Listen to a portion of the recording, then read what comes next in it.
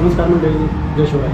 माझा अनुभव या आपल्या यूट्यूब चॅनलवर तुम्हा सर्वांचं पुन्हा एकदा मनपूर्वक स्वागत आहे.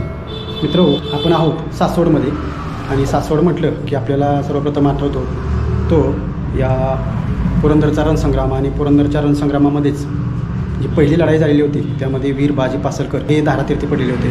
तर त्यांची समाधी आज आपण पाहण्यासाठी त्या सासवड नगरीमध्ये आलेलो आहोत. तर आपण पाहूयात ही समाधी.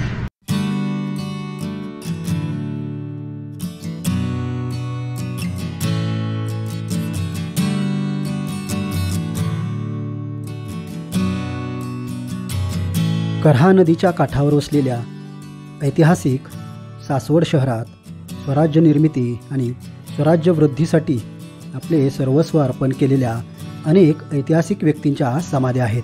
त्यामध्ये आध्यात्मिक शांतीचा गुरुमंत्र देणाऱ्या संत ज्ञानेश्वरांचे बंधू माऊली सोपानदेव, स्वराज्याच्या पहिल्या लढाईत मुसेखानाला उभे चिरणारे गोदाजी जगताप, मराठा स्वराज्याचे साम्राज्यात रूपांतर करण्यासाठी अपार कष्ट घेतलेले पहिले पेशवे बाळाजी विश्वनाथ, स्वराज्याच्या पहिल्या लढाईत आपल्या प्राणाचे बलिदान देणाऱ्यांमध्ये सर्वात प्रथम हे बिरुद मिळवणाऱ्या वीर बाजी पासलकर यांच्या समाध्या आहेत.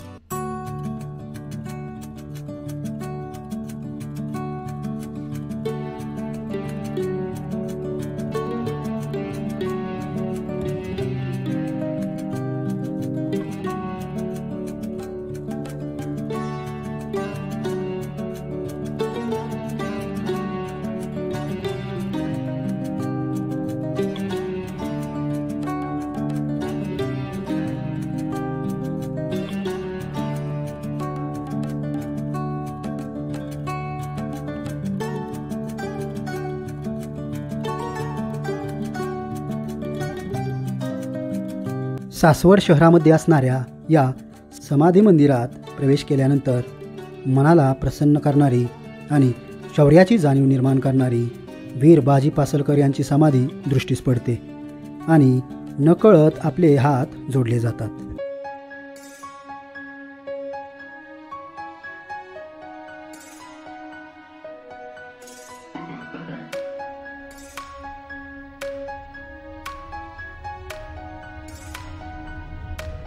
बारा मावळातील एक असणाऱ्या मोसे खोऱ्यात बाजी पासलकर हे मातब्बर देशमुख वतनदार होते. स्वराज्य कार्यात शिवरायांना सुरुवातीपासून मदत करणाऱ्यांमध्ये त्यांचा प्रथम क्रमांक होता. शिवरायांनी तोरणा, पुरंदर, रोहिडा असे एकामागून एक किल्ले घेण्यास सुरुवात केली.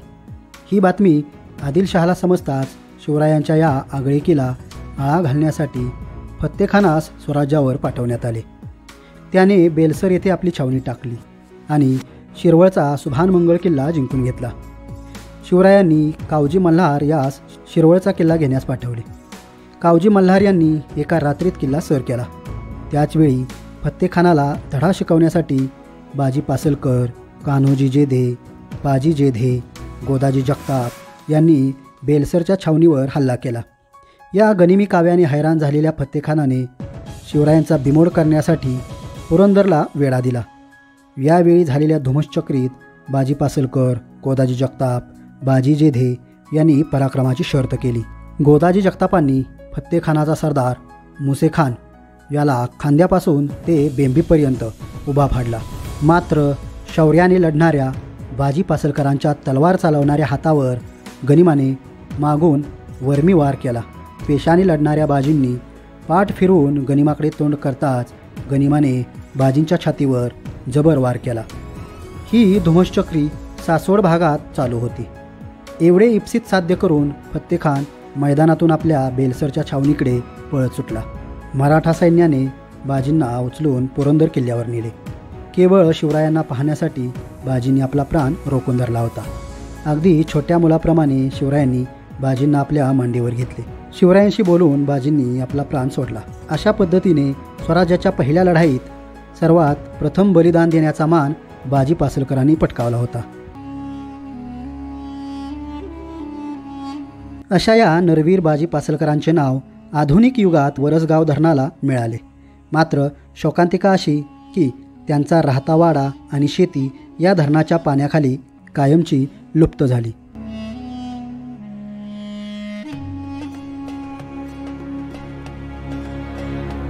अशा या महान योद्ध्याच्या समाधीस्थळाला आपणही आवर्जून भेट द्या आणि स्वराज्यासाठी सर्वस्व अर्पण करणाऱ्या आपल्या मराठा वीरांच्या जाज्वल्य इतिहासाचे साक्षीदार व्हा। तर मंडळी, आजचा व्हिडिओ आवडला असेल तर व्हिडिओला लाईक करा, व्हिडिओ शेअर करा आणि चॅनलवर नवीन असाल तर चॅनलला सबस्क्राईब करायला अजिबात विसरू नका। चला तर पुन्हा भेटूयात असाच एखादा नवीन ऐतिहासिक व्हिडिओ घेऊन। तोपर्यंत जय शिवराय, जय शंभूराजे।